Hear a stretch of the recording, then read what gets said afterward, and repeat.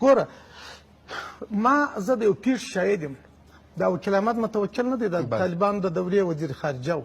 دا ډېر داسې ملي شخصیت دی، ډېر معقول سړی دی، عالم. اوس هم کابل کې اوسېږي، خو ما د 10 کاله نه لیدلی چېرې اوسېږي. زه په کندهار کې وم، هغه پخپله رالی چې زه نه نور جنګېږم نه د ایسای ودان ته ځان اچوم، زه یو افغان یم. امریکایان ویل موږ خبرې ورسره کړو، دغه ځای سوي ګوانتانامو ته به ګران. یو سړی چې خپله راځي چې زه نور پاکستان ته نه ځم، او هغه دوی کوم ځای ته یووي. د ملا سلام زیب کیسه ته د ملا سلام زیب یو کتاب لیکلی، ته پلا دا وګوره، دا مطالعه کړه چې باره په حقیقت پوه سې. ما یو څوک ما ته رالی، دا ډېره وختنۍ خبره ده، په 4 اتیم کال کې جنرال صاحب. دا خلک خو هر څوک دی قوي ایمان نه لري چې دا خبرې وکړي.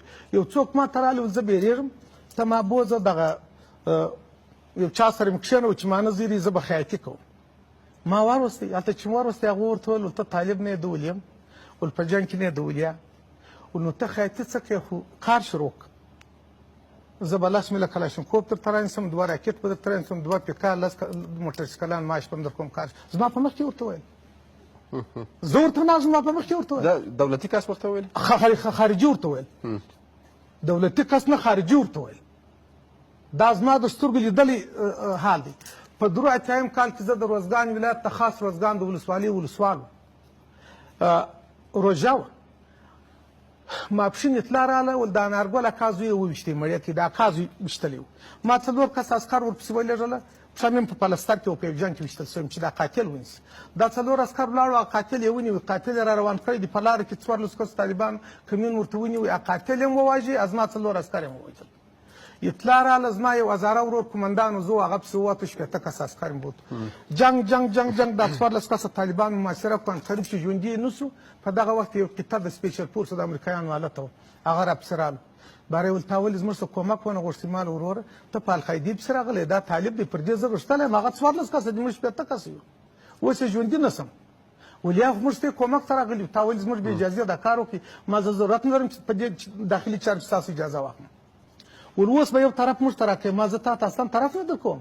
دا خلکو مهمات خلاص، نیم ساعت بعد زه ژوندي نه سم. زموږ د وخت والي خدای دې وبخښي، جان محمد خان والي و، هغه ته زنګ ووایي، هغه په توریا تلیفون زنګ راوایي، ول ورکه دا خلکو ته یو طرف. مال والي صاحب زه دا خلک وایي ژوندي نه سم، ول ولې په خبره سر نه خلاصوي، چار طرف غواړي ورک. نو زه مجبور سوم، هغه زما والي و، د غره طرف دی واخیستې، د وطن طرف یې ما ته راکړي. ټکان ورک سو. سهار چې رالو په هغه ځنګله کې، نو یو صندوق یې مات کړي، زما عسکرو ته مرمۍ ورکړې. هغه صندوق، هغه لمبر مرمۍ په ځنګله کې هغه طالبان ته کوتیان پراته وو، د دوی د ټانګانو په مابین کې وته طالبان یې لف. دا زما د سترګو لیدلی حال دی. خلک رښتیا نه وایي، د خدای نه بیریږي، د امریکایانو څخه بیریږي. ټوله سناریو د دوی د جنګ دی. خو اوس داسې یو چا ته ضرورت شته چې هغه پر خدای توکل وکړي، د دغه ملت لپاره قرباني ورکړي. امریکا ته وایي چې ته زما دوست نه یې، ووځه، کومک مه راکوه، روپۍ مه راکوه، په وږي نس زه د خپلې خور، د خپلې مور، د خپلې خاورې دفاع کوم او پر خپل ملت تکیه وکړي. څوک دی هغه کس؟